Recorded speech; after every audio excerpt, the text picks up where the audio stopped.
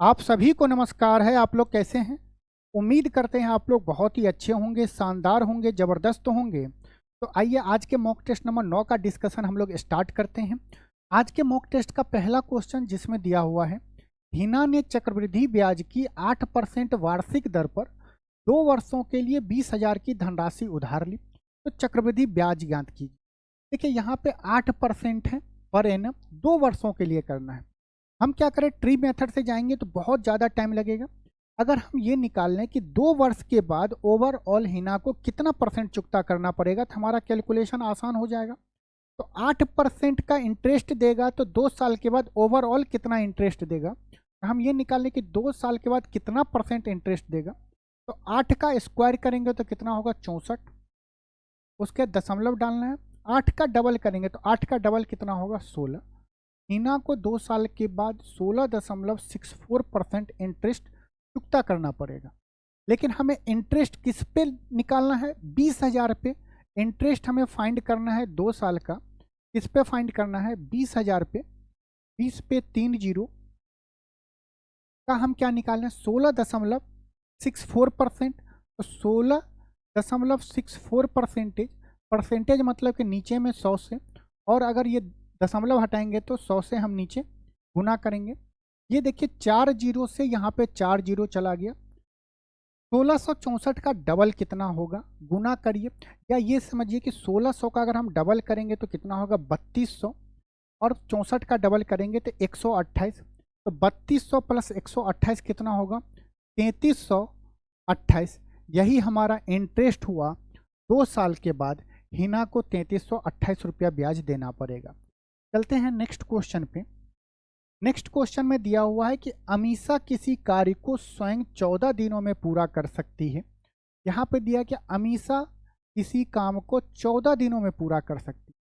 उसके बाद दिया गया कि भाव्या इसी कार्य को कितने दिनों में पूरा कर रही है, 35 डेज में। 35 डेज में हमसे पूछ रहा है कि उसके साथ अगर चित्रा ऐड हो जाती है। ये हो गया अमीषा प्लस भाव्या प्लस चित्रा, अगर मिलके उसी कार्य को करेगी तो 6 दिनों में पूरा हो जाए।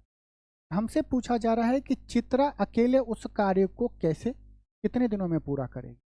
बहुत ही आसान क्वेश्चन है, आपको एलसीएम नहीं करना। देखिए अमीषा और भाव्या मिलके उसी काम को अकेले अकेले 14 और 35 दिनों में करते हैं। तो अमीषा और भाव्या दोनों साथ मिलके कितने दिनों में कार्य पूरा करेंगे, तो कैसे हम निकालते हैं, 14 गुने 35। 14 गुने हम क्या करेंगे, 35 करेंगे।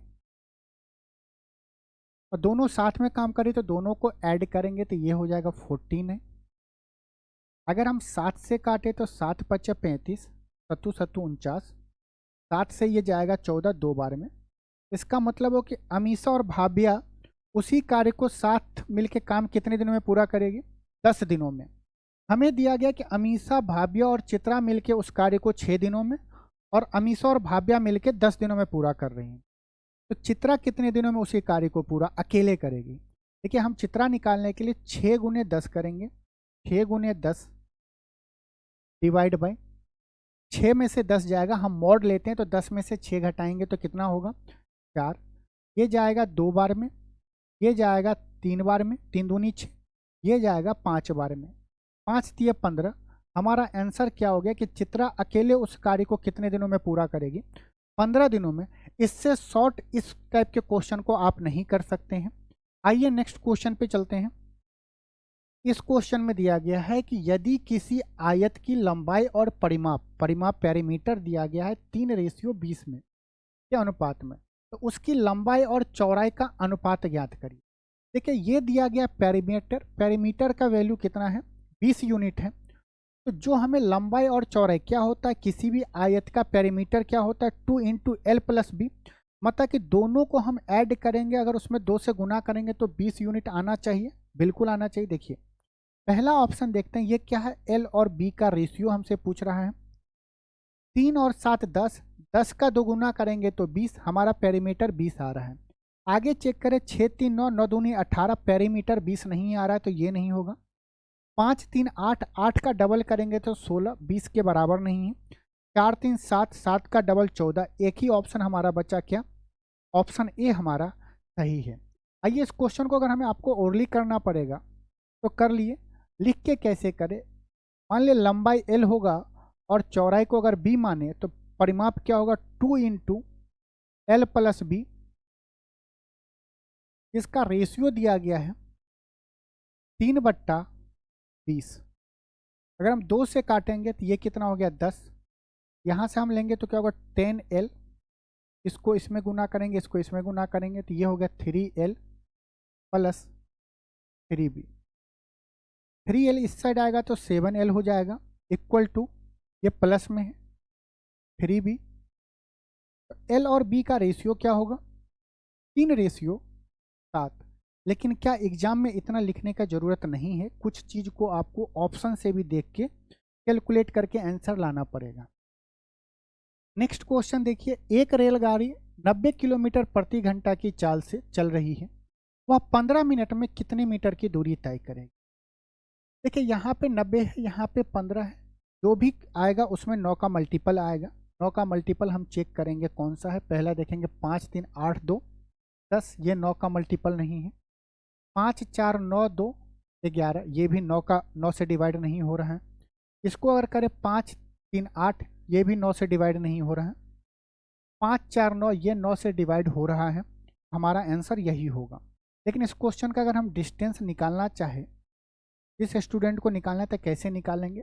90 किलोमीटर प्रति घंटा दिया गया है, हमसे पूछ रहा है मीटर में, यहाँ पे मिनट दिया गया है। तो 90 किलोमीटर पर आवर को मीटर पर आवर को हमें मीटर पर सेकेंड में कन्वर्ट नहीं करना है, मीटर पर मिनट में कन्वर्ट करना है। गुना क्या करेंगे, किलोमीटर को अगर मीटर में कन्वर्ट करेंगे तो 1000 से हम गुना करेंगे, और आवर को अगर मिनट में कन्वर्ट करेंगे तो 60 से गुना करना पड़ता है। ये हो गया स्पीड हो गया। इसमें हमें क्या करना है, डिस्टेंस निकालने के लिए टाइम से गुना करना पड़ेगा। टाइम कितना दिया गया है 15 मिनट दिया गया। अगर हम इससे काटे 15 चौका 60 हो गया, ये कितना हो गया 90,000। 90,000 का 1/4। अब 90,000 को काटने मत जाइए, 90,000 का आधा कितना होगा 45,000, और 45,000 का आधा कितना होगा 22,500। अब डायरेक्ट बोल सकते हैं कि इसका आंसर क्या आएगा 22,500। 22,500 हमारा क्या हो गया, ऑप्शन डी सही होगा। वैसे आप काटना चाहें तो काट सकते हैं कि 4 से इसको काटेंगे तो कितनी बार में जाएगा 25 बार में। तो हम गुना करेंगे 9 गुने 25 गुने 100। एग्जाम में कुछ चीज़ आपको मौखिक भी करना पड़ेगा। 25 गुने 9 225, 225 पे 2 जीरो चिपका देंगे, हमारा ऑप्शन डी बिल्कुल सही होगा। आइए नेक्स्ट क्वेश्चन पे चलते हैं। इस क्वेश्चन में दिया गया, यदि 24 व्यक्ति किसी कार्य को 5 दिनों में पूरा कर सकते हैं तो 6 व्यक्ति उसी कार्य को कितने दिनों में पूरा करेंगे। क्वेश्चन में दिया गया कि 24 मैन किसी कार्य को कितने दिनों में, 5 दिनों में पूरा कर रहा है। 6 मैन उसी काम को कितने दिनों में करेगा। आप सब लोगों को पता है कि टाइम जो होता है वो इनवर्सली प्रोपोर्शनल टू एफिशिएंसी होता है। Time inversely proportional to man भी होता है। इसका मतलब कि अगर आदमी कम होगा, आदमी कम हुआ तो समय ज़्यादा लगेगा, और अगर आदमी ज़्यादा हुआ तो समय कम लगेगा। यहाँ पे देखिए, आप किसी भी ऊपर से नीचे भी आ सकते हैं, नीचे से ऊपर भी जा सकते हैं। हे से क्या हो रहा है, आदमी बढ़ रहा है, कितना गुना 4 गुना। अगर आदमी बढ़ेगा तो समय कम लगेगा। तो ये बताइए यहाँ पे क्या होगा, जिसका 1/4 क्या होगा 5 होगा। अगर हम करें 5 का 1/4, क्योंकि क्या होता है मैन का उल्टा होता है टाइम होता है, 4 का उल्टा 1/4 होगा। तो यहाँ पे कौन सा संख्या होगा 20 दिन। हमारा ऑप्शन क्या हुआ 20 सही हुआ। वैसे M1D1 इक्वल टू M2D2 से भी करेंगे तो वही आंसर आएगा, लेकिन ये आपके कैलकुलेशन को बड़े बड़े क्वेश्चन में बहुत हेल्प करेगा। आइए नेक्स्ट क्वेश्चन पे चलते हैं। यहाँ पे दिया गया कि 40 मीटर लंबी, 80 मीटर चौड़ी और 6 मीटर ऊंची दीवार बनाने में प्रयुक्त 25 सेंटीमीटर लंबी, 5 सेंटीमीटर चौड़ी और 20 सेंटीमीटर ऊंची ईंट की संख्या ज्ञात की। ये दिया गया कि एक ईंट का लंबाई, चौड़ाई और ऊंचाई दिया गया है। हमसे पूछ रहा है कि इस 40 मीटर 80 सेंटीमीटर और 6 मीटर ऊंची दीवार बनाने के लिए हमें कितने ईंट की आवश्यकता होगी।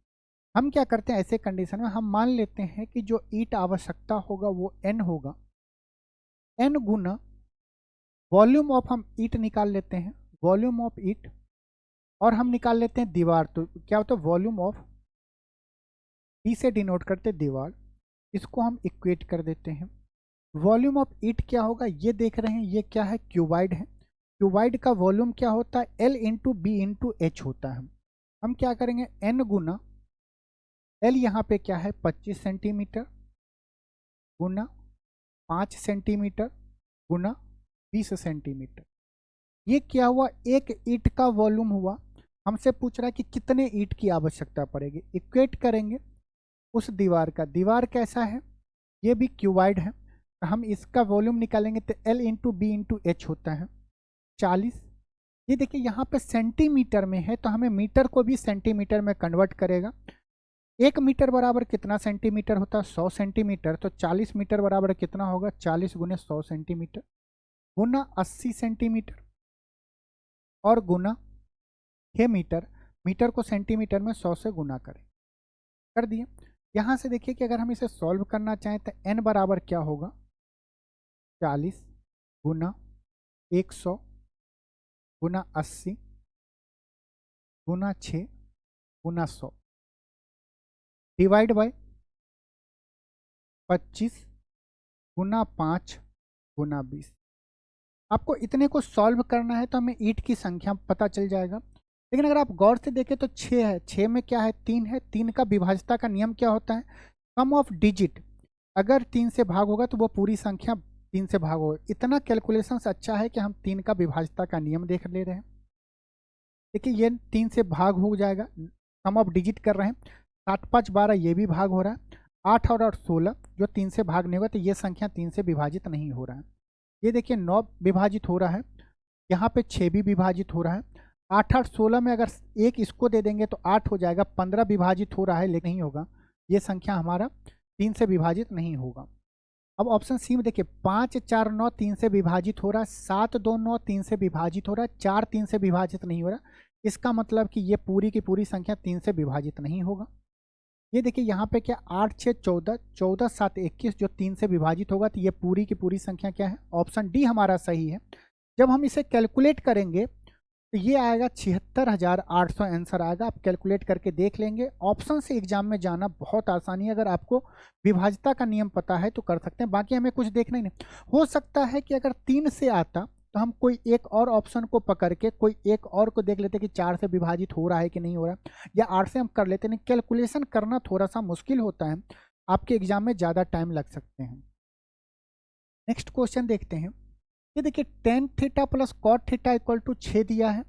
हमसे tan square theta plus cot square theta की वैल्यू पूछ रहा है। इसके 3 फॉर्मेट बनते हैं, टेन कॉट के साथ, साइन कॉसेक के साथ, कॉस सेक के साथ। उसमें से एक आपको दिया गया है। जब दिया हो tan theta plus cot theta बराबर 6, तो इसका डायरेक्ट आंसर होता है 6 का स्क्वायर करिए 36 में से 2 घटा दीजिए तो कितना होगा 34।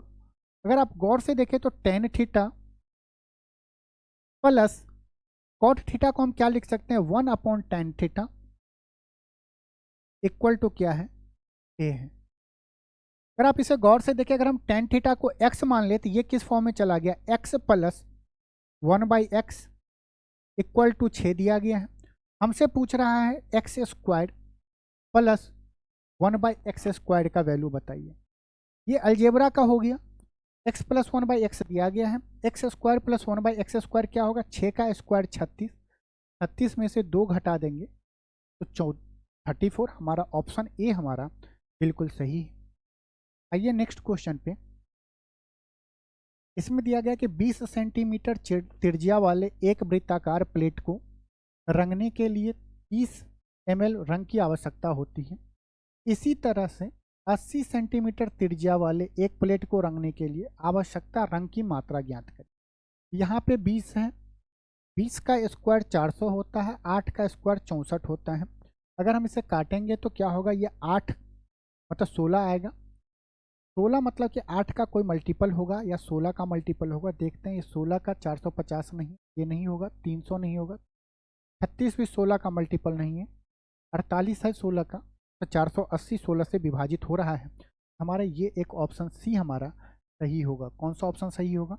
ऑप्शन सी हमारा बिल्कुल सही होगा। आइए इस क्वेश्चन को करते हैं। देखिए इस क्वेश्चन को हमें कैसे करना पड़ेगा, हमें एरिया लेना पड़ेगा। पाई आर स्क्वायर होता है 20 गुने 20, और यहाँ पे दिया गया 80 सेंटीमीटर, ये भी होगा पाई इंटू 80 गुने 80। अगर हम इसका रेशियो ले लें तो पाई से पाई कट गया, 2 जीरो से 2 जीरो कट जाएगा, ये कितना होगा, 2 दूना 4 दूनी 8, ये रेशियो आया 1:16 का आया। ये क्या आया, एरिया का रेशियो आया 1:16 आया। हमसे पूछ रहा है जिसका एरिया 1 यूनिट होगा उसे 30 ml लग रहा है। 1 यूनिट एरिया को रंगने के लिए हमें 30 ml रंग की आवश्यकता होती है। ये कितना गुना है, 30 गुना है। 1 यूनिट का वैल्यू 30 ml, तो 16 यूनिट भी कितना होगा, 30 का मल्टीपल होगा 30 ml, तो 16 × 48, 480 ml हमें क्या लगेगा, रंग की आवश्यकता होगी। कब, जब 80 सेंटीमीटर त्रिज्या वाली एक प्लेट को हमें रंगना पड़ेगा। ऑप्शन कौन सा है, ऑप्शन सी हमारा सही है। आइए नेक्स्ट क्वेश्चन में। नेक्स्ट क्वेश्चन में दिया गया है कि जॉन जिन से आयु में 2 गुना है। आइए करते हैं। जॉन को JO से डिनोट करते हैं, जिन को JE से करते हैं। पूरा लिखने की जरूरत नहीं है। दिया गया कि जिन से आयु में 2 गुना है, कौन, जॉन। अगर जिन का आयु 1 यूनिट होगा तो जॉन का आयु कितना होगा, 2 यूनिट। 2:1 है। आगे बोल रहा है 3 वर्ष के बाद उनकी आयु का योग कितना है, 66 वर्ष है। जिन और जॉन का हमें वर्तमान आयु बताना है, क्रमशः बताना है। क्रमशः मतलब जिन और जॉन का, पहले जिन का बताना है फिर जॉन का बताना है। इसका रेशियो कितना है, 1:2 है। हम देखते हैं कि कौन सा ऑप्शन 1:2 में है। 40 और 40, ये क्या है, ये जीन का एज हो गया वर्तमान, ये जॉन का हो गया। अगर हम देखें 20 और 40 1:2 में है, ये ऑप्शन हो सकता है। 24 48, 24 दूनी 48 1:2 में है। ये देखिए 40 और 20 2:1 में। हमें 2:1 नहीं, हमें 1:2 में, क्योंकि पहले जीन का बताना है फिर जॉन का बताना है। 42 दूनी 84, ये भी हो सकता है, मतलब एक ही ऑप्शन कटा। अगर आप गौर से देखें तो ये बोल रहा है कि 3 वर्ष के बाद उनकी आयु का योग 66 वर्ष है। मतलब कि दोनों आदमी का जब हम जोड़ेंगे 3 वर्ष के बाद, तो एक जॉन का भी 3 वर्ष के बाद उसके आयु में 3 साल बढ़ेगा, और जीन का भी 3 साल के बाद क्या होगा, 3 वर्ष आयु बढ़ेगा। दोनों को जोड़ेंगे तो जितना भी वर्तमान आयु होगा उसमें क्या होगा, 6 वर्ष का, दोनों के जोड़ में 6 वर्ष का इंक्रीज होगा। हमसे दिया गया वर्तमान आयु। अगर हम ये मान लें कि वर्तमान आयु 20 और 40 है, अगर हम इसमें दोनों में 3 वर्ष के बाद 3 साल जोड़ दे तो ये हो गया 23, कितना होता है 66, ये हो सकता है। 3 साल के बाद एज कितना होना चाहिए, 66, तो ये नहीं होगा, और ये तो बहुत ज़्यादा है। तो हमारा ऑप्शन एक ही सही हो गया, 20 और 40 बिल्कुल सही है। आप चाहें तो इसे ऐसे भी मतलब कि एग्जाम में कर सकते हैं रेशियो के मेथड से, लेकिन ऑप्शन से जाइएगा तो जल्दी हो जाएगा। जैसे दिया गया 2 और 1 वर्तमान में दिया गया, 3 साल के बाद 3 ईयर के बाद इनका एज कितना है, 66 साल है। दोनों का सम दिया गया है। अगर हम 3 साल पहले चले जाए, क्योंकि 3 साल के बाद हमें रेशियो नहीं पता है, 3 साल पहले चले जाएं तो दोनों का सम कितना होगा, 60 होगा। क्योंकि 3 साल पहले जाने का मतलब है कि जीन का भी 3 साल कम होगा और जॉन का भी 3 साल कम होगा, तभी तो सम में अगर 6 वर्ष हम घटा देंगे तो आ जाएगा जीन और जॉन का वर्तमान एज का सम। इसका वैल्यू दिया गया 2 और 1 3, 3 यूनिट का वैल्यू कितना है 60, 30 का गुना है। ये हमारा जीन और जॉन का कितना हो जाएगा, जीन का एज भी हो जाएगा 20 गुना, 1 का 20 गुना कितना होगा 20, और 2 का 20 गुना कितना होगा 40। तो जीन और जॉन का रेशियो कितना होगा 20:40।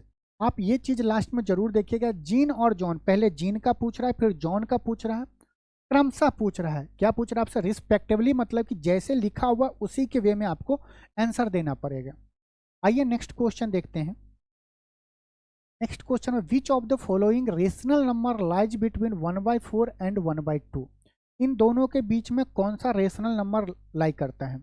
हमसे सिंपल पूछ रहा है कि इन दोनों के बीच में रेशनल नंबर निकालना है, लेकिन वो बताना है इनमें से कौन सा ऑप्शन सही है। कैसे निकालते हैं? मान लीजिए ये दो नंबर हैं, इनका हम एवरेज निकाल लेते हैं। एवरेज मतलब इस दोनों को जोड़ के 2 से भाग दे देंगे तो क्या होगा? 1/4 प्लस 1/2 डिवाइड बाय 2 कर देंगे। इस दोनों को जोड़ेंगे तो क्या हो जाएगा? एलसीएम जाएगा 4, ऊपर में हो जाएगा 3/4 डिवाइड बाय 2। इसे सॉल्व करेंगे तो क्या होगा? 3/8। इन दोनों के बीच में एक परमेय संख्या कौन है? 3/8। हमारा ऑप्शन कौन सा है? डी हमारा ऑप्शन बिल्कुल सही है। ये भी एग्जाम में पूछा गया है। आइए इस क्वेश्चन को देखते हैं कि दो संख्याओं का योग 66 दिया गया है, उनका एचसीएफ दिया गया और एलसीएम दिया गया है 3 और 315। संख्याओं का व्युत्क्रमानुपात बताइए। आइए देखिए, मान लेते हैं कि वो संख्या क्या होगा? ए होगा। दो संख्या ए और बी होगा, तो उसका क्या होगा? रेसिप्रोकल पूछ रहा है, 1/a प्लस 1/b पूछ रहा है हमसे। अगर हम इसे सॉल्व करेंगे तो ऊपर में जाएगा a प्लस बी हो जाएगा, नीचे में हो जाएगा ए बी हो जाएगा। हो गया। वैसे आप ऑप्शन से भी कर सकते हैं कि ये 11 का मल्टीपल होगा। कौन सा आंसर है? ऑप्शन ए नहीं होगा, ऑप्शन बी नहीं होगा, ऑप्शन सी और ऑप्शन डी हो सकता है। उसके बाद एक कॉन्सेप्ट अगर आपको पता हो कि दोनों का जो सम होगा, सम जो होगा उसमें मल्टीपल के वो क्या होगा? एचसीएफ से भाग लगता है, तो 66 में हम 3 से भाग देंगे तो 22, तो 22 वाला सही होगा। ये तो हो गया कि आप मौखिक तौर पे करना है। लेकिन यहाँ पे हम क्या करेंगे? a प्लस बी दोनों संख्याओं का सम दिया गया 66, लेकिन यहाँ पे दिया गया है एलसीएम और एचसीएफ, जबकि हम यहाँ पे क्या निकालें? a गुने b, दोनों संख्याओं का गुणनफल। लेकिन अगर आपको ये पता है कि दो संख्याओं का गुणनफल उनके एलसीएम और एचसीएफ के गुणनफल के बराबर होता है, ये क्वेश्चन आसान हो जाएगा। ये हो गया 3 गुना 315। 3 से अगर 66 को काटेंगे तो 22 बार में जाएगा। ये हो गया 22/315। हमारा सही आंसर है ऑप्शन डी हमारा बिल्कुल सही है। आइए नेक्स्ट क्वेश्चन देखिए। नेक्स्ट क्वेश्चन में दिया है कि यदि 330 पेंसिल को राजेश, सुरेश और चंदन के बीच में क्रमशः इसके अनुपात में बांटना है तो चंदन को कितना पेंसिल मिलेगा? पहले ये जो फ्रैक्शन में दिया गया है p/q में दिया, इसे हम रेशियो में कन्वर्ट करें तो हम क्या करते हैं? 4, 3 और 3 का एलसीएम ले लेते हैं। क्या होगा? 4, 3, 3 का एलसीएम 12 होगा। तो 12 का 1/4 कितना होगा? ये दिया गया राजेश का, राजेश, सुरेश, चंदन। 12 का 1/4 कितना होगा? तो आप बोलेंगे 3। 12 का 2/3 कितना होगा? 4 दूनी 8। और चंदन 12 का 1/3 कितना होगा? 4 होगा। ये दिया गया इसका रेशियो राजेश, सुरेश और चंदन का। इस 333 पेन को इस रेशियो में क्या कर रहा है? विभाजित कर रहा है। इस तीनों का जोड़ कितना है? 8, 3, 11, 4, 15। मतलब तीनों का पेंसिल का योग कितना है? 15 यूनिट, जबकि क्वेश्चन में दिया गया 330। कितना दिया गया है? 330 दिया। ये कितना गुना है? तो गौर से देखिए, 15 दूनी 30, 15 दूनी ये इसका 22 गुना है। हमसे पूछ रहा है कि चंदन को कितने पेंसिल की आवश्यकता है। चंदन कौन है? सी। तो 4 भी कितना गुना होगा? 22 गुना। 4 का 22 गुना 88, मतलब चंदन को 88 पेंसिल मिलेगा। ऑप्शन सी हमारा बिल्कुल सही है। आइए नेक्स्ट क्वेश्चन पे देखते हैं। आइए, ये त्रिकोणमिति से रिलेटेड त्रिकोणमिति टॉपिक का क्वेश्चन है। sin theta minus cos theta equal to 0। Theta की वैल्यू लाइक कर रहा है 0 से बड़ा, 90 से छोटा, इक्वल टू मतलब कि इक्वल भी हो सकता है, 0 डिग्री भी ले सकते हैं, 90 डिग्री भी ले सकते हैं। यहाँ पे दिया गया आपको sin theta minus cos theta equal to 0, तो हम ऐसा लिख सकते हैं sine theta equal to cos theta लिख सकते हैं। और ये दोनों तभी इक्वल होगा जब इन दोनों एंगल का सम कितना होगा 90 डिग्री। यहाँ पे भी थीटा, यहाँ पे भी थीटा है, दोनों एंगल का सम 2 थीटा, वो कितना के बराबर होगा 90 डिग्री के बराबर। तो थीटा का वैल्यू कितना हो गया 45 डिग्री हो गया। क्योंकि ये बात आपको पता होगा कि दो एंगल का सम अगर 90 डिग्री होगा, दो एंगल का सम अगर 90 डिग्री होगा तभी होता है कि sine A equal to cos B. ये अगर थ्योरी याद है आप आराम से निकाल सकते हैं कि थीटा का वैल्यू क्या होगा 45 डिग्री। वैल्यू पुट करके आप निकाल सकते हैं, लेकिन इस क्वेश्चन में आप बहुत आसानी से निकाल सकते हैं। लेकिन अगर ये चीज़ आपको पता होगा तो आप थीटा का वैल्यू कभी भी बहुत सारे क्वेश्चन में ये कॉन्सेप्ट अप्लाई कर सकते हैं। थीटा का वैल्यू 45 डिग्री, हमसे पूछ रहा sine theta plus cos theta. बताइए साइन 45 का वैल्यू कितना होगा 1/√2, कॉस 45 का वैल्यू 1/√2, इन दोनों को जोड़ेंगे तो 2/√2 होगा, 2/√2। नीचे में रूट देखने में अच्छा नहीं लगता है तो रूट हम हटाते हैं, तो ऊपर नीचे √2 से हम गुना कर देंगे, ऊपर भी √2 और नीचे भी √2, √2 इंटू √2 2 होगा, 2 से चला गया, बचेगा कितना √2। हमारा आंसर कौन सा होगा √2 मतलब कि बी।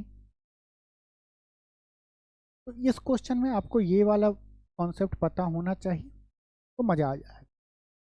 आइए नेक्स्ट क्वेश्चन में देखते हैं। एक गोदाम है जिसमें दिया गया 60 मीटर गुने 40 मीटर इंटू 30 मीटर के माप के घनाभ के आकार का है। गोदाम कैसा है, एक जो रूम होगा वो क्यूबाइड में है, 60 मीटर 40 मीटर 30 मीटर। यदि एक बॉक्स का आयतन 0.8 मीटर क्यूब है तो हमसे पूछ रहा है इसमें कितने घनाभकार बॉक्स, ये जो आयतन वाले कितने घन इस गोदाम में जा सकते हैं। वही हो गया, वॉल्यूम को इक्वल करना है। मान लेते हैं कि उसमें n बॉक्स जाएगा, n बॉक्स गुने एक का आयतन कितना है 0.8 मीटर क्यूब है। आयतन अगर इक्वल करेंगे तो यूनिट में क्या आएगा क्यूबिक यूनिट आएगा, गुने 60 गुने 40 गुने 30। आइए थोड़ा लंबा लिखते हैं, 60 गुने 40 गुने 30 होगा। दोस्तों को फिर वही कॉन्सेप्ट आ गया कि यहाँ पे क्या है 3 है, यहाँ पे 3 है, 8 में तो 3 8 क्या है 4 का मल्टीपल होता है। हमें अगर n का संख्या निकालना है तो 3 और 3 लेंगे तो 9, मतलब हमारा ऑप्शन जो होगा वो उसमें क्या होगा 9 का मल्टीपल होगा, मतलब कि वो जो ऑप्शन होगा वो 9 से विभाजित होगा। और 9 का विभाजकता का नियम आइए चेक करते हैं, 8 8 16 7 23, 9 से विभाजित नहीं हो रहा, 8 9 से विभाजित नहीं हो रहा, 8 5 13 9 से विभाजित नहीं हो रहा।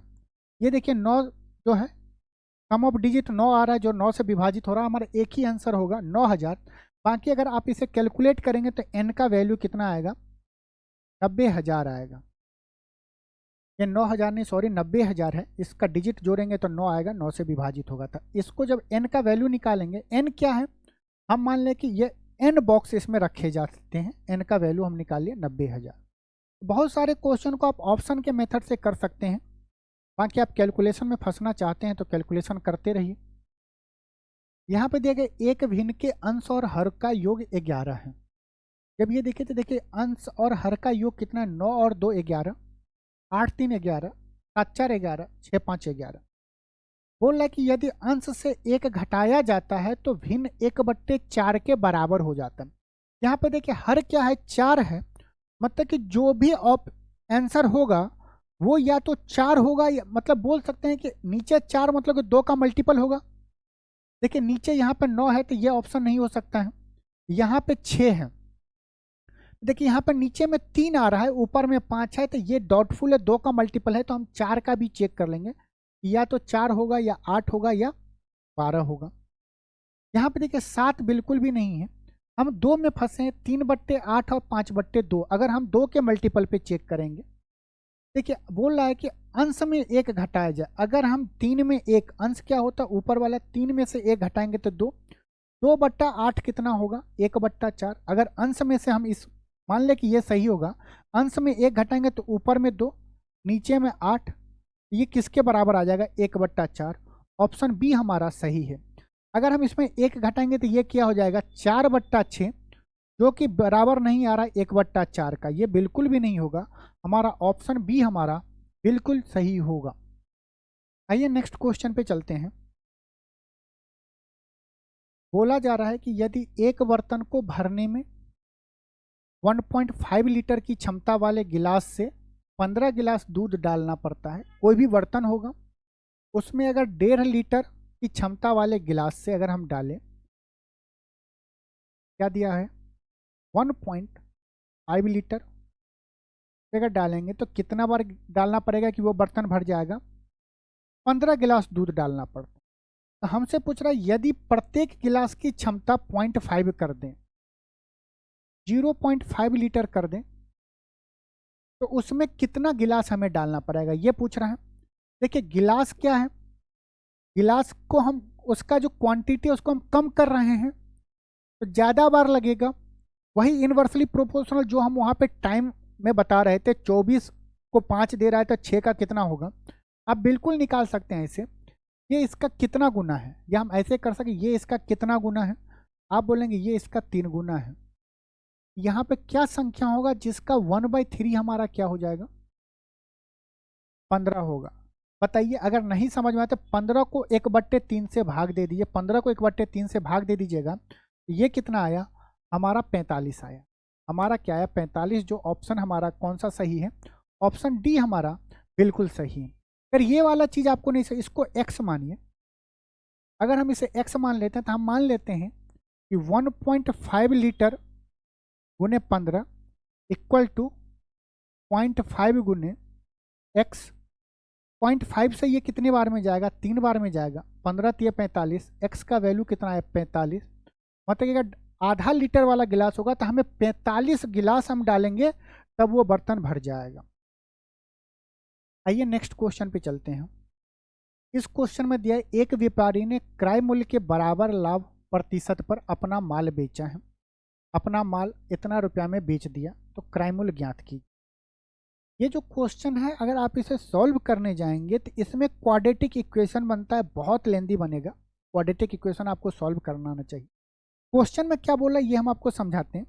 मान लें कि कॉस्ट प्राइस अगर x होगा, मान लेते हैं कॉस्ट प्राइस अगर x होगा, उसका प्रॉफिट भी क्या होगा x% ही होगा।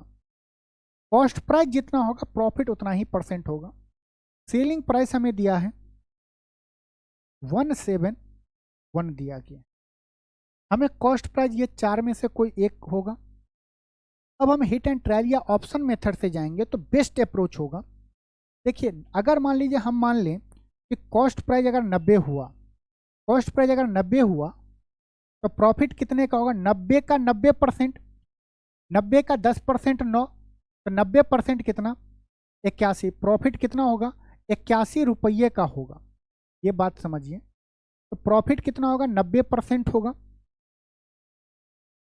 तो अगर कॉस्ट प्राइस 90 होगा तो प्रॉफिट कितना होगा 90%। 90 का 90% अगर रुपीज में बताएं तो कितना रुपया का प्रॉफिट होगा 81 रुपये का।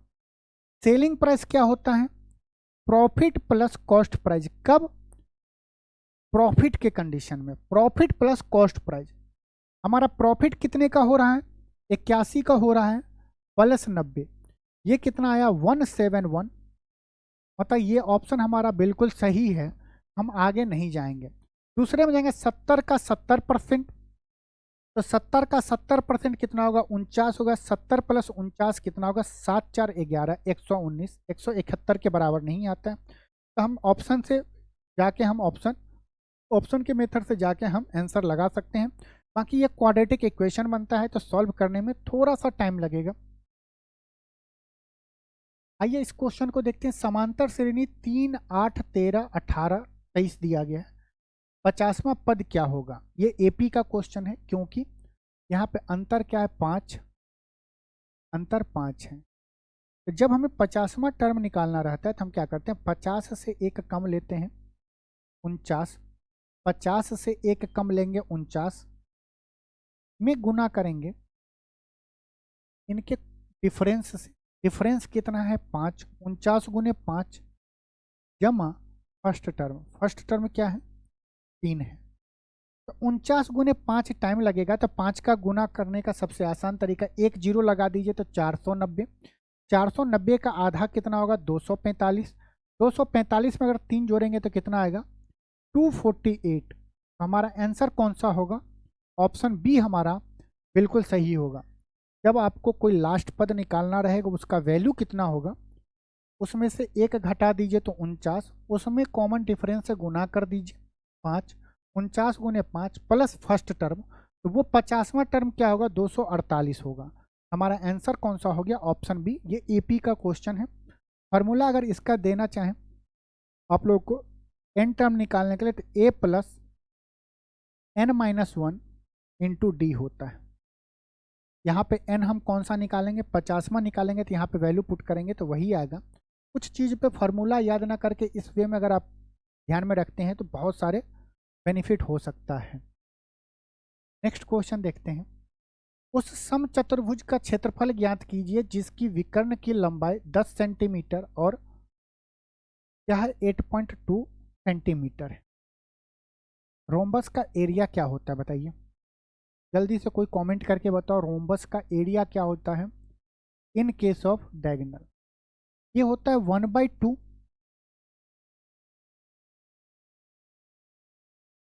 Area of rhombus, 1/2 into D1 into D2। ये D1 D2 क्या है डायगोनल है, हमें डायगोनल का वैल्यू दिया गया कितना 1/2 इंटू 10 गुने 8.2, इसको काटेंगे तो 4.1 में जाएगा। 4.1 को 10 से गुना करेंगे 41 सेंटीमीटर स्क्वायर। हमारा ऑप्शन कौन सा होगा, डी हमारा सही है। रोम्बस का एरिया अगर आपको याद हो जाता है तो ये क्वेश्चन बहुत आसान है। एरिया याद हुआ, रोम्बस का एरिया क्या होता है डायगोनल के केस में half into D1 into D2। D1 D2 क्या है डायगोनल का, हम आपस में गुना करते हैं उसका आधा कर देते हैं। आइए इस क्वेश्चन को देखते हैं। 36 लड़कों और उनके प्रोफेसर की औसत आयु 18 वर्ष है। यदि प्रोफेसर को छोड़ दिया जाए तो औसत 17 वर्ष हो जाता है। प्रोफेसर की आयु ज्ञात करना है। आइए इस क्वेश्चन को समझते हैं। तो क्वेश्चन में क्या बोल रहा है कि 36 लड़के हैं और एक प्रोफेसर है। टोटल कितना आदमी हो गया 29 आदमी। 29 आदमी का एवरेज कितना है 18 है। आगे बोलेंगे अगर प्रोफेसर को हम छोड़ दें, ये 39 नहीं है 36 और एक 37 है। 37 आदमी का एवरेज कितना है 18 है। अगर प्रोफेसर चला जाता है, प्रोफेसर चला गया, प्रोफेसर को छोड़ के निकालें तो कितना बचेगा 36 आदमी बचेगा। अगर प्रोफेसर का एज 18 ही होता तो 36 आदमी का क्या होता, वो अपना एवरेज था 18, चला गया 18 साल का होता। लेकिन बोल रहा है कि जब प्रोफेसर चला जाता है तो उन सब का एवरेज कितना हो जाता है 17 वर्ष हो जाता है। मतलब 36 आदमी का एवरेज कितना हो गया 17 हो गया। तो हमें निकालना प्रोफेसर का एज। देखिए प्रोफेसर अगर जाता और बस एवरेज में क्या होता कोई चेंज नहीं होता, तब तो प्रोफेसर का एज 18 साल होता। लेकिन प्रोफेसर क्या किया कि अपने साथ 18 भी ले गया और एवरेज सबका क्या क्या एक एक कम कर दिया। एक एक कितने का कम किया 36 आदमी का कम किया। तो प्रोफेसर का एज कितना होगा 18 प्लस 36 में एक एक वर्ष कम हो रहा है तो 36 साल। 18 और 36 कितना हो गया बोलो 8 6 14 54। तो उस प्रोफेसर का एज कितना होगा 54 साल। हमारा बिल्कुल सही है। आइए नेक्स्ट क्वेश्चन पे चलते हैं। रूट अंडर 1521 डिवाइड बाय 1849 को सॉल्व करके हमें बताना है। बहुत आसान क्वेश्चन है अगर आपको स्क्वायर रूट पता है तो। अगर देखिए हम यहाँ पे देखिए 1521 1821, 1521 किस के बीच में आएगा तो आप बोलेंगे 330 का स्क्वायर और 40 के स्क्वायर के बीच में आएगा। 30 के स्क्वायर और 40 के स्क्वायर के बीच में 1521 आएगा। 1849 किस में आएगा? वो 40 और 50 के बीच में हो, 40 और 50 के बीच में हो। देखो 30 और 40 के बीच में यहाँ पे यूनिट डिजिट क्या है? 1 है। यूनिट डिजिट 1 कब आएगा? स्क्वायर रूट निकालें। यूनिट डिजिट किस नंबर का स्क्वायर करने से 1 आएगा? आइदर 1 या 9 का। देखो कौन किस नंबर का स्क्वायर का 1 यूनिट डिजिट होगा या 9 होगा? इसका 2 है तो ये नहीं हो सकता, इसका 37 2 नहीं हो सकता। 1521 का रेंज कितना है? 30 और 40 के बीच में, तो ये तो 29 आ रहा है, तो ये नहीं होगा। एक ही ऑप्शन बचा है तो हमारा सही हो जाएगा, क्योंकि आपको पता है कि यूनिट डिजिट पे 1 आने का मतलब क्या हो कि ये किसका स्क्वायर करें? या तो 1 का स्क्वायर करेंगे तब 1 आएगा, नहीं तो 9 का स्क्वायर करेंगे तब यूनिट डिजिट पे 1 आएगा। हमने रेंज पहले फाइंड कर लिया, फिर यूनिट डिजिट से हम क्या किए? क्वेश्चन को सही कर लिए। वैसे 1521 का स्क्वायर 39 होता है और 1849 का स्क्वायर 43 होता है। 1849 का स्क्वायर रूट क्या होगा? 43 होगा। स्क्वायर वाले क्लास में बहुत अच्छे से बताएं कि स्क्वायर कैसे फाइंड करें, स्क्वायर रूट कैसे फाइंड करें। आइए नेक्स्ट क्वेश्चन। यहाँ पर देखें, यदि 3 धनात्मक संख्याओं का अनुपात 3:7:8 है और उनके वर्गों का योग 7808 है, तो उनमें से सबसे छोटी संख्या ज्ञात कीजिए।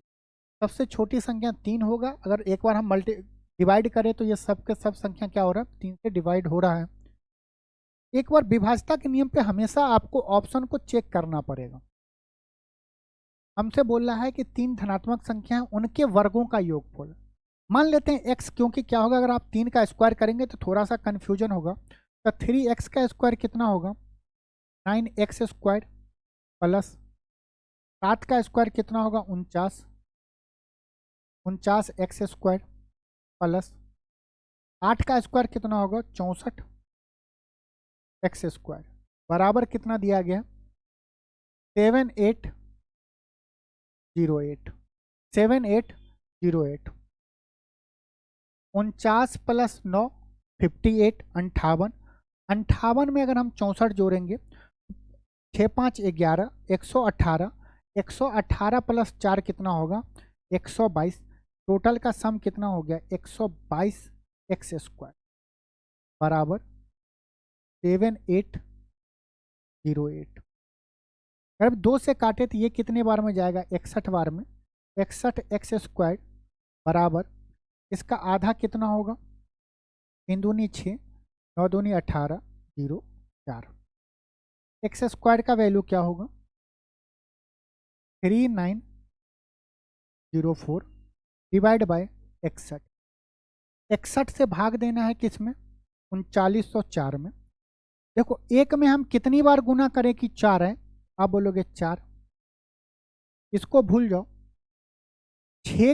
4 को हम भूल गए, 390 है। 61 में हम कितनी बार गुना करें कि या तो 390 पहुंचे, 390 से जस्ट छोटा। 6 बार करेंगे तो 3600 के राउंड में, मतलब 360 के राउंड में जा रहे हैं। क्या होगा? 6 से करेंगे तो 366 होगा, बिल्कुल क्लोज पहुंच गए। तो हम इसे जब सॉल्व करेंगे तो ये कितना आएगा? 64। एक्स स्क्वायर का वैल्यू 64, तो एक्स का वैल्यू कितना आया? 8 का स्क्वायर 64 होता है। एक्स का वैल्यू कितना आया? 8। सॉरी, हमसे पूछ रहा है कि उनमें से सबसे छोटी संख्या बताइए। सबसे छोटी संख्या कितना है? 3। तो 3 का भी 8 गुना कितना होगा? 24। छोटी संख्या क्या होगा? 24। हमारा क्या कि यहाँ पे कैलकुलेशन आपको आना चाहिए, कैलकुलेशन में बताए हुए हैं बहुत ही अच्छे से।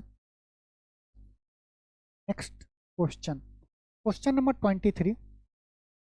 आइए इस क्वेश्चन को समझते हैं। 4 अंकों की वह छोटी से छोटी संख्या ज्ञात की जिसे 3, 4, 5 से विभाजित करने पे प्रत्येक स्थिति में शेषफल 1 बचता है। देखिए अगर हम शेषफल 1 बचता है, अगर हम 1 घटा दे सब में से तो वो 2, 3, 5 से विभाजित होगा। अगर जो ऑप्शन हमारा 2, 3, 5 से विभाजित हो गया तो ऑप्शन 1 तो हम घटाए हुए हैं। आइए चेक करते हैं, अगर हम 1 इसमें से घटा दे तो ये कितना बचेगा? 1090। ये कितना होगा? 1020। ये कितना होगा? 1040। ये कितना होगा? 1000। मतलब ये जो चारों ऑप्शन है एक एक घटा दिए तो ये 3 4 5 से विभाजित होना चाहिए। 5 का विभाज्यता का नियम क्या होता है कि आखिरी का अंक 0 हो या 5 हो, हर एक में आखिरी अंक 0 है तो हम एलिमिनेट नहीं कर पाए। 3 क्या होता है, सम ऑफ डिजिट 3 से विभाजित होना चाहिए। 9 और 1 10, 3 से विभाजित नहीं हो रहा है, ये ऑप्शन नहीं। 2 और 1 3, 3 से विभाजित हो रहा है। आगे है 4 और 1 5, 3 से विभाजित नहीं हो रहा है। 1 और 1 2, 2 क्या हो रहा है, 3 से विभाजित नहीं हो रहा, तो ये भी नहीं होगा। जब 3 ऑप्शन नहीं है, यही है जो 3 से विभाजित हो रहा है, तो ऑप्शन बी हमारा सही होगा, 1021। बाकी प्रोसेस क्या है, इसका एलसीएम लीजिए, 4 अंकों की छोटी संख्या करिए, उसमें भाग दीजिए, भागफल में क्या करिए, बाद में 1 जोड़ दीजिएगा, तो 1000 प्लस 20 प्लस 1 करना पड़ेगा। And the HCF of 2/9 fraction दिया गया है, तो हम क्या करेंगे, HCF निकालेंगे, अंश का HCF निकालेंगे, हर का LCM निकालेंगे। 2 16 32 54 का HCF क्या होगा, वह बड़ी से बड़ी संख्या जो हर एक संख्या को विभाजित कर पाए, तो 2 होगा, जो 2 को विभाजित करेगा, 16 32 54। ऊपर में HCF क्या आएगा, 2 आएगा। अगर हम यहीं पे रुक जाएं, देखें ऑप्शन ए में 4 है। अब देखो, अगर नीचे में जो भी LCM आएगा वो तो फ्रैक्शन में नहीं आएगा, वो तो इंटीजर आएगा, या तो 2 से विभाजित हो जाएगा या 2 ही रहेगा। 4 तो कभी भी नहीं हो सकता, तो ऑप्शन ए भी नहीं है, ऑप्शन बी भी नहीं है, ऑप्शन डी भी नहीं है। एक ही ऑप्शन है जिसमें 2/7371 है, हम टिक लगा देंगे। तो नीचे का LCM कितना होगा, अगर आप निकालना चाहें तो इसका LCM क्या होगा, नीचे में 189 मान लेते हैं, तो 189 अगर इसका LCM होगा, तो LCM क्या होता है, वो छोटी से छोटी संख्या जो दिए गए नंबर से पूरी तरह विभाजित हो जाए। इसको 189 का फैक्टर करेंगे तो क्या होगा, जल्दी से देख लेते हैं। 21 गुना 9, 21 में क्या छुपा हुआ है, 7 तिया 21, 7 गुने 3 गुने 9। अब देखिए, अगर ये LCM होगा तो 9 से विभाजित हो रहा है 189 9 से विभाजित होगा। 81 देखिए, 81 क्या होता है, 81 9 गुने 9 होता है, 9 गुने 9 हुआ, 9 से तो ये भाग लग जा रहा है, लेकिन यहाँ पे 3 ही है। अगर 1 3 और होता है तो ये 81 से विभाजित हो जाता है, इसीलिए हम 3 से गुना कर देंगे। 81 से भी विभाजित होने का, 189 इंटू 3, 9 से विभाजित होगा, 81 भी विभाजित हो रहा, 189 से भी विभाजित हो रहा। 117 क्या होता है, 13 नंबर 117 होता है। इसमें 9 है लेकिन 13 नहीं है, तो गुना हम क्या किए हैं, गुना अगर 13 कर देंगे तो ये इसका LCM होएगा। इसे आप सॉल्व करेंगे, आप निकाल सकते हैं। देखिए, यूनिट डिजिट से करिए, 3 तिया 9, 9 नंबर 81, एक ही का यूनिट डिजिट क्या है, 1 है, तो हम वहाँ से भी कर सकते हैं, लेकिन इतना करना ही नहीं। जब एक ही ऑप्शन हम 3 को काट दिए तो फिर LCM क्यों निकालना, डायरेक्ट हम HCF से ही काम हमारा बन गया। क्वेश्चन दिया गया है, question number 25, there is a regular hexagon of side 5 centimetre and its area. बताओ हेक्सागोन का एरिया क्या होगा, वो भी रेगुलर है, रेगुलर हेक्सागोन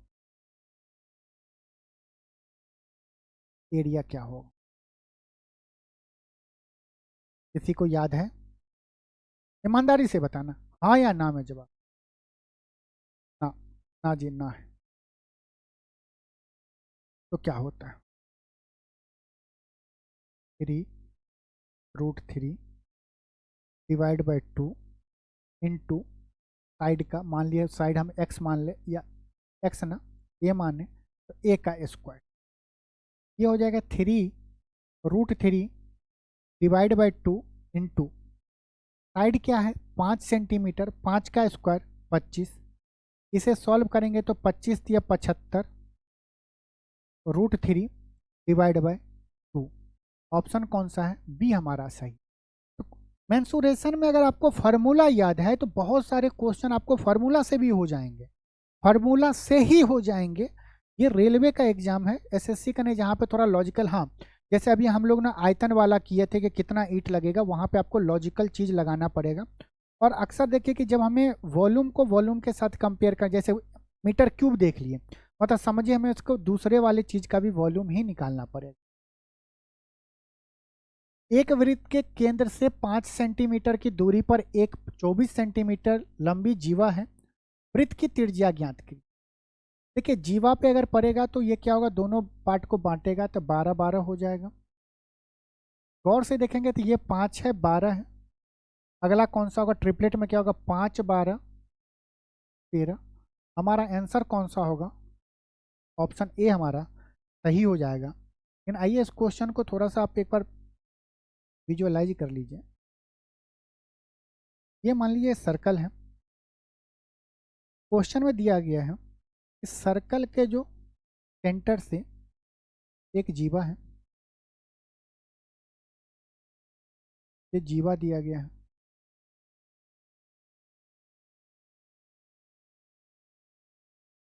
ये क्या है, जीवा है। जीवा क्या होता है कमेंट करके बताइए। और देखिए सेंटर, मान लीजिए सेंटर होगा, यहाँ से क्या दिया हुआ है, सेंटर से हम उस जीवा पे क्या कर रहे हैं, 5 सेंटीमीटर की दूरी पर एक क्या है, 24 सेंटीमीटर लंबी वाली जीवा है। ये अगर इसका जीवा,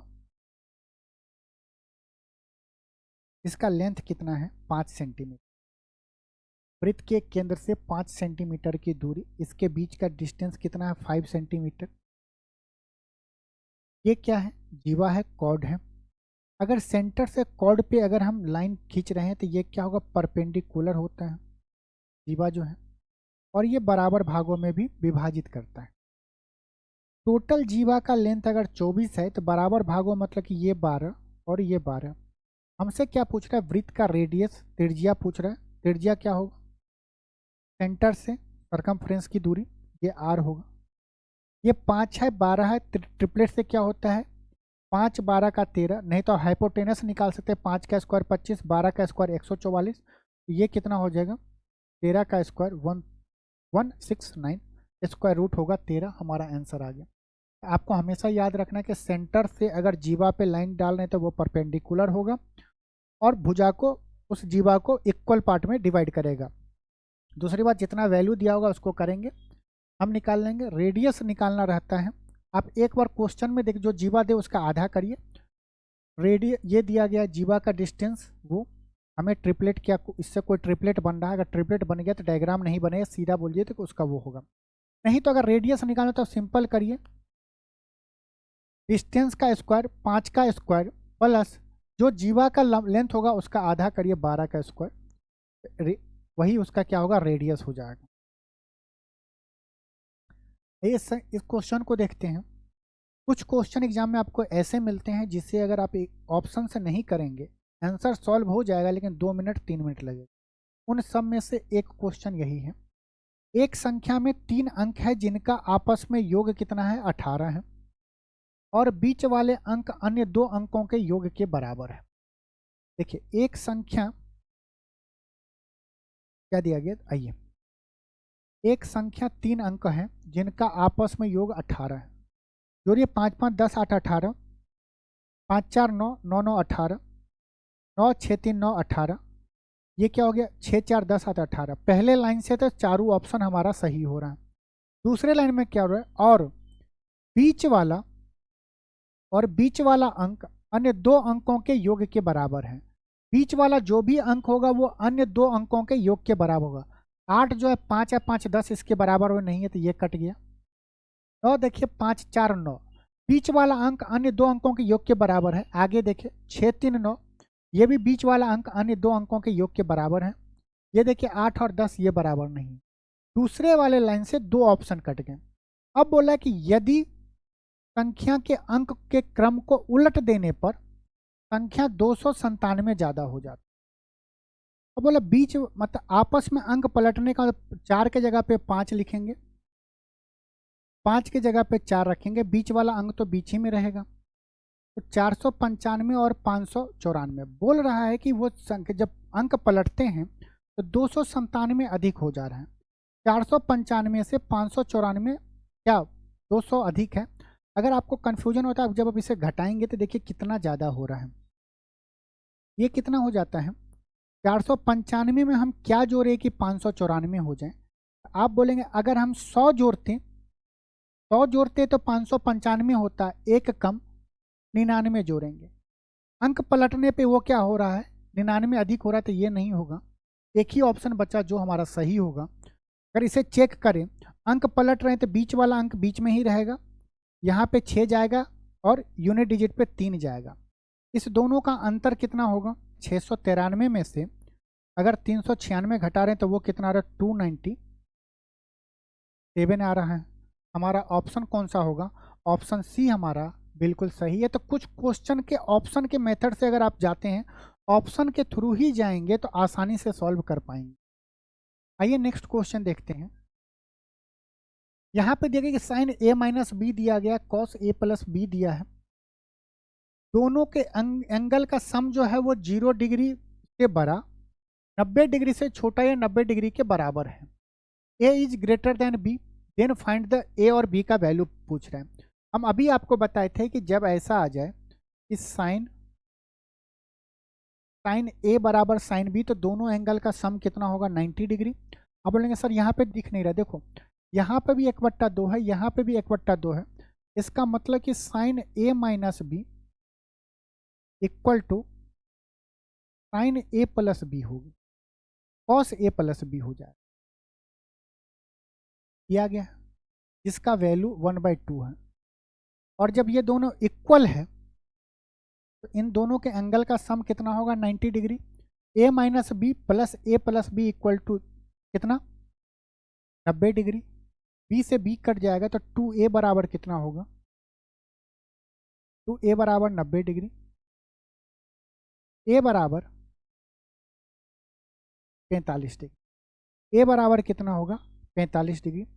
और हमसे बोल रहा है कि a is greater than b, a is greater than b होगा। अगर ए का वैल्यू हमें कितना आया, 45 डिग्री, बी का वैल्यू कैसे निकालेंगे। देखिए बी का वैल्यू निकालने का दो मेथड है। एक तो है कि आपको पता है कि sine A minus B, sign का जो वैल्यू है 1/2 कब आएगा, 1/2 वैल्यू होता है वो 30 डिग्री पे होता है। साइन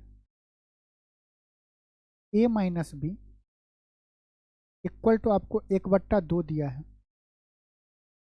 1/2 क्या होता है, sine A minus B equal to sine 1/2 की जगह हम 30 डिग्री लिख सकते हैं, क्योंकि अगर आप ट्रायंगल बनाएंगे, अगर ये 30 डिग्री होगा तो 30 डिग्री के सामने वाली भुजा 1 होता है, ये √3 होगा, ये 2 होगा। साइन 30 परपेंडिकुलर बाय बेस होता है, तो यह हो गया साइन 30 डिग्री। यहाँ से हम देखेंगे तो ए माइनस बी का वैल्यू कितना आएगा, 30 डिग्री। ए माइनस बी का वैल्यू 30 डिग्री है, ए का वैल्यू 45 डिग्री है, तो बी का वैल्यू कितना हो जाएगा, 15 डिग्री। बी का वैल्यू कितना हो जाएगा, 15 डिग्री। हम देख रहे हैं कि ए ग्रेटर देन बी है, 45 डिग्री और 15 डिग्री। ऑप्शन डी हमारा बिल्कुल सही। अगर आप जाएंगे लॉजिकली तो देखिए 35 डिग्री का वैल्यू 1/2 नहीं होता है, तो ये ऑप्शन हमारा नहीं हो। वैल्यू तो पता है, साइन 40 डिग्री का वैल्यू 1/2 क्योंकि नहीं पता है, 35 डिग्री का वैल्यू भी नहीं पता है 1/2, क्योंकि यहाँ पे वैल्यू पुट करके देखिए ना। ऐसा हम इसलिए बोल रहे हैं कि इन दोनों का जब अंतर करेंगे, इन दोनों का अंतर ये क्या है, ए और बी का वैल्यू है। 35 डिग्री में से अगर 15 डिग्री घटा रहे हैं 20 डिग्री, जबकि पता है कि साइन जो होगा ये क्या है, ए है, ये क्या है, बी है। इन दोनों का डिफरेंस ही तो ये 1/2 है। इन दोनों का डिफरेंस क्या है, 20 डिग्री का है। साइन 20 डिग्री 1/2 होता है, नहीं होता। साइन 30 डिग्री 1/2 होता है। ये क्या है, 5 डिग्री, बिल्कुल भी नहीं होगा।